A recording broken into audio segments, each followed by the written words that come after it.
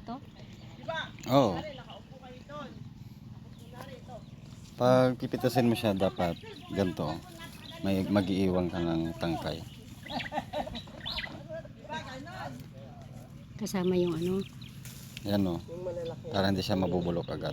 Ah, Kasi pag walang ganun, mabubulok siya. kahit ganito Yung kaliit. malalaki ang kunin natin. Malaki. Awa, maano yung iba. Okay, ma'am, kailangan yung tangkay. May tangkay siya. Kasama mo yung Ganito. tangkay niya. Tiyan mo. Ako pipiliin ko yung dalandan na. Yan. Dapat may ganito siya para hindi mabubulok. Oh, Bakit boy, akin yung towel. Bakit boy? Nak?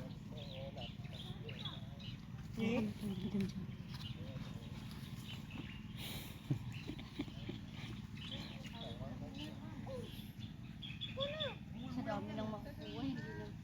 Pero ito okay. Oo, yung malalaki.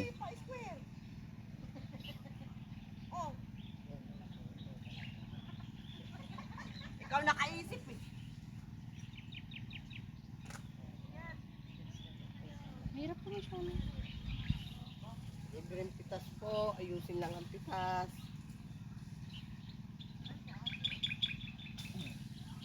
Wala naman tayong lagayan. Sa bulsa. Ayan po yung mga kasama namin. Oh. Kumukuha ng kalamansi, nakalagay na sa damit. Basta yung malalaki ang magandang kunin. Ayan po, yun si Ami si ano.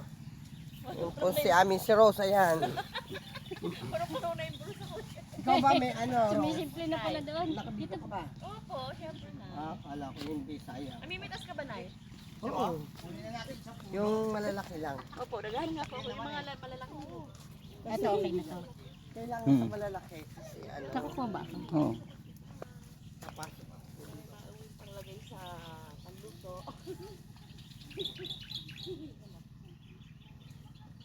Alam po, technique ng pag-skills na eh. O wag daw aanin yung sanga ba? Yung pinakadulo. Kawawa naman yung ano. Ayan guys, so ang daming buo. Ayoko na. Sa pecha ko yata. Ito. Yan. May lulusot po sa ilalim. Ito ang kaldero. Kakayanin ko ba? 2 kilo? Wala siguro. Ha? Uy, dami. Ang katuwa ko guys. Meron pa? Yung pitas Hello natin, guys. itong malaki. Kuha tayo ng kalamansi. Ilalim na doon.